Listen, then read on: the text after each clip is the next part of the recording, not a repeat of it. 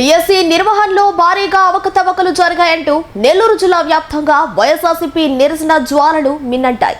DSC అక్రమాలపై పక్కా ఆధారాలు బయటపెట్టినా ప్రభుత్వం నుంచి ఎలాంటి స్పందన రాకపోవటం తీవ్ర దారుణమని Nellore city YSRCP incharge MLC Parvathireddy Chandrasekhar Reddy తీవ్ర ఆగ్రహం వ్యక్తం చేశారు. లక్షలాది మంది నిరుద్యోగ యువత భవిష్యత్తును నాశనం చేసినందుకు నైతిక బాధ్యత వహిస్తూ విద్యాశాఖ మంత్రి నారా లోకేష్ తక్షణమే రాజీనామా చేయాలని, ఆయన రాజీనామా తప్ప మరొక మార్గమే లేదని స్పష్టం చేశారు. ప్రభుత్వం దిగివచ్చే వరకు తమ పోరాటం ఆగేది లేదని హెచ్చరించారు. దీనికి సంబంధించి నెల్లూరు నుంచి మా ప్రతినిధి ప్రేమ్ ఎమ్మెల్సీ పర్వతిరెడ్డి చంద్రశేఖర్ రెడ్డితో ఫేస్ టు ఫేస్.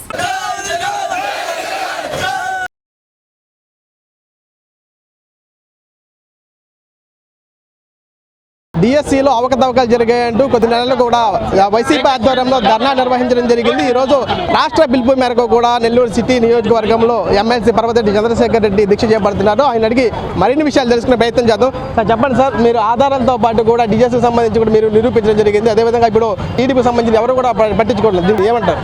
ఇలాంటి దుర్మార్గమైనటువంటి ప్రభుత్వం ఎప్పుడు కూడా చూడలే. మీరు రాజశేఖర రెడ్డి గారి ప్రభుత్వంలో వోక్స్ వ్యాగన్ విషయంలో ఒక చిన్న అవినీతి ఆరోపణ వస్తే ఆయన ప్రభుత్వంలో ఆయన సంబంధించినటువంటి మంత్రిలో సహా మంత్రి మీద వస్తే వెంటనే సిబిఐ ఎంక్వైరీ వేశారు.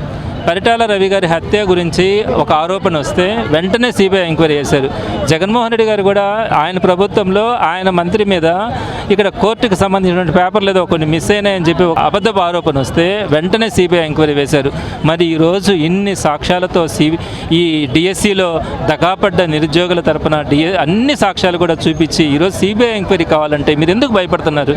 సిబిఐ ఎంక్వైరీ తప్పిపోయింది, సిబిఐ ఎంక్వైరీ మాకు రాదని చెప్పి మీరు సంబరాలు చేసుకుంటా ఉన్నారంటే సిబిఐ ఎంక్వైరీ వస్తే మీ బండారం బయటపడుతుంది, మీ అవినీతి కుట్ర ఈ దేశానికి తెలుస్తుంది. ఆ రోజు చంద్రబాబు నాయుడు తల దించుకునే పరిస్థితి వస్తుందన్న భయంతో మీరు ఈరోజు సిబిఐ ఎంక్వైరీని అడ్డుకుంటా ఉన్నారు. ఎందుకు మీరు స్వచ్ఛందంగా సిబిఐ ఎంక్వైరీ వేయట్లా? ఇన్ని లక్షల మంది అన్యాయం అయిపోయినారు కదా, ఇన్ని లక్షల మంది మోసగించబడ్డారు కదా. పేపర్ లీకేజీ దగ్గర నుంచి మీరు కొత్త దొంగ జీవోలు తీసుకొని వచ్చి వారి ద్వారా అర్హత లేనటువంటి వారికి టీచర్ ఉద్యోగాలు ఇచ్చి అర్హులైనటువంటి వారిని గొంతు కోసినటువంటి పరిస్థితి ఈరోజు మనం చూసినామే. ఇక్కడే ఆ బిడ్డలు ఉన్నారే, వారందరూ కూడా ఈరోజు వచ్చి ఆక్రోశాన్ని వెళ్ళబుస్తూ ఉన్నారే. మీకు కనబడట్లేదా చంద్రబాబు? మీ మోసం మీకు కనిపించట్లేదా? పుత్రోత్సాహం ఉండొచ్చు, మీ కొడుకు మీద మీకు ఆ ప్రేమ ఉండొచ్చు, కానీ ఇన్ని అన్యాయాలు జరిగిన తర్వాత కూడా మీ కొడుకు మీద మీకున్నటువంటి ప్రేమ, అతన్ని ముఖ్యమంత్రి చేయాలనుకున్న ఆలోచనతో మీరు చేస్తున్నటువంటి అన్యాయం ఈ రాష్ట్ర ప్రజలు అసహించుకుంటా ఉన్నారు. తప్పకుండా కూడా సిబిఐ ఎంక్వైరీ చేసేంత వరకు వైఎస్ఆర్సీపీ పోరాడుతుందని కూడా తెలియజేస్తా ఉన్నారు. ఈ డిఎస్సి నిర్వహణకు సంబంధించి మంత్రి నారా లోకేష్ రాజీనామా తప్ప ప్రత్యామ్నాయ మార్గాలు లేవంటారా? రాజీనామా చేయాలి. రాజీనామా చేసిన తర్వాత ఎంక్వైరీ చేస్తేనే దానికి న్యాయమైనటువంటి గౌరవప్రదమైనటువంటి విచారణ పూర్తి అయ్యేదానికి అవకాశం ఉంటుంది. కాబట్టి మా మొట్టమొదటి డిమాండ్ సిబిఐ ఎంక్వైరీ.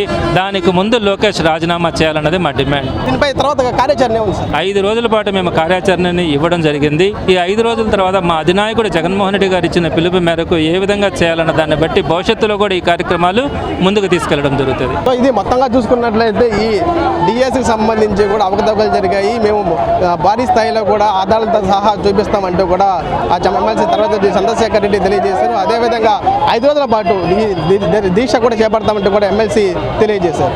ఇది ఇక్కడ తాజా జోషితో ప్రేమ్ నెల్లూరు నుంచి.